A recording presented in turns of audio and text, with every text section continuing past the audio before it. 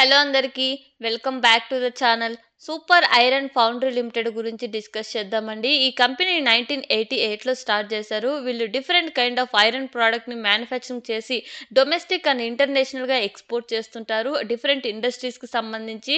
For example municipal, agricultural, automotive, railway sectors and వీటికి సంబంధించిన all kind of cast iron ప్రోడక్ట్ని వీళ్ళు manufacturing చేసి ఎక్స్పోర్ట్ చేస్తుంటారండి.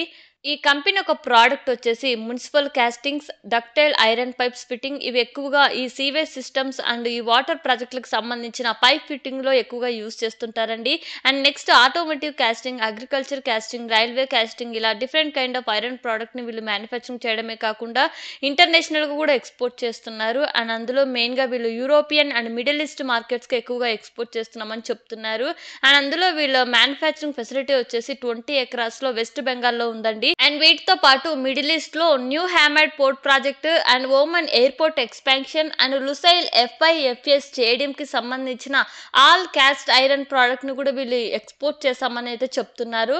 ఈ మిడిల్ ఈస్ట్ నుంచి వచ్చే బిజినెస్ ఏదైతే ఉందో డ్యూరింగ్ ఈ రంజాన్ టైంలో వీళ్ళకు కన్స్ట్రక్షన్ అనేది స్లోగా జరుగుతుంది. సో బిజినెస్ కూడా లో ఉంటుందని అయితే చెప్తున్నారు. అండ్ రిమైనింగ్ టైంలో బిజినెస్ అనేది స్టేబుల్ గానే ఉంటుందని అయితే చెప్తున్నారండి. ఈ కంపెనీ ప్రోడక్ట్స్ నుంచి మనం రెవెన్యూ చూసినట్లయితే మున్సిపల్ కాస్టింగ్స్ నుంచి వీళ్ళకు 96% రెవెన్యూ వస్తుంటే అదర్ ప్రోడక్ట్స్ ఏవైతే ఉన్నాయో వాటి నుంచి చాలా తక్కువ పర్సెంటేజ్ ఆఫ్ రెవెన్యూ అయితే వస్తుందండి. మీరు స్క్రీన్ లో కూడా అబ్జర్వ్ చేయొచ్చు. అండ్ నెక్స్ట్ టాప్ 10 కస్టమర్స్ నుంచి వీళ్ళకి ఓన్లీ ఫ్రమ్ టాప్ 10 కస్టమర్స్ నుంచి 96% అయితే రెవెన్యూ జనరేట్ అవుతుంది.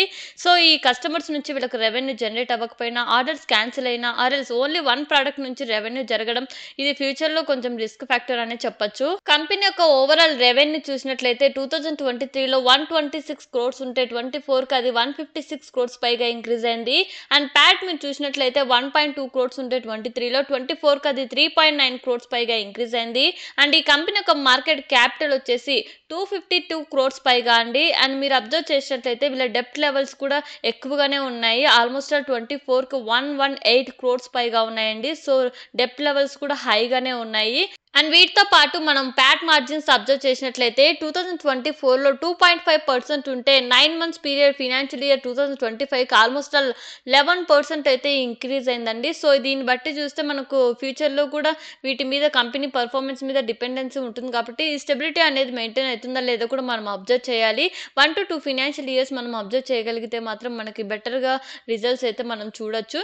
అండ్ వీటితో పాటుగా మనం పియర్స్తో కంపేర్ చేసి చూస్తే in terms of PE ratio పరంగా లోయర్ వాల్యుయేషన్లో IPO కోట్ చేసినప్పటికీ వీళ్ళ డెప్ట్ లెవెల్స్ హైగా ఉన్నాయి. అండ్ వీటితో పాటుగా ఈ డ్రాస్టిక్ చేంజ్ మార్జిన్స్లో 11% ఎందుకు ఇంక్రీజ్ అయింది అండ్ ఈ స్టెబిలిటీ ఫ్యూచర్లో కూడా ఉంటుందా లేదా కూడా మనం అబ్జర్వ్ చేయాలి. నెక్స్ట్ వచ్చేసి ఈ కంపెనీ యొక్క ప్రమోటర్స్ ఎవరైతే ఉన్నారో అఖిలేష్ అండ్ అభిషేక్, వీళ్ళ మీద అయితే క్రిమినల్ కేసెస్ అయితే ఫైల్ అయినాయి.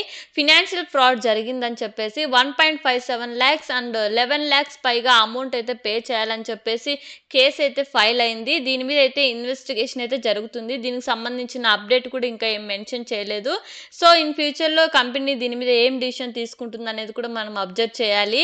IPO డీటెయిల్స్ విషయానికి వస్తే మార్చ్ 11న ఓపెన్ అయ్యి 13న క్లోజ్ అవుతుందండి. లాట్ సైజ్ వచ్చేసి 1200 షేర్స్. IPO ద్వారా వీళ్ళు 68 crores పైగా రైస్ చేస్తున్నారు. అందులో 1 రీటైల్ మినిమం లాట్ వచ్చేసి 1,29,600 అండ్ మిగతా డీటెయిల్స్ మీరు స్క్రీన్లో అబ్జర్వ్ చేయొచ్చు.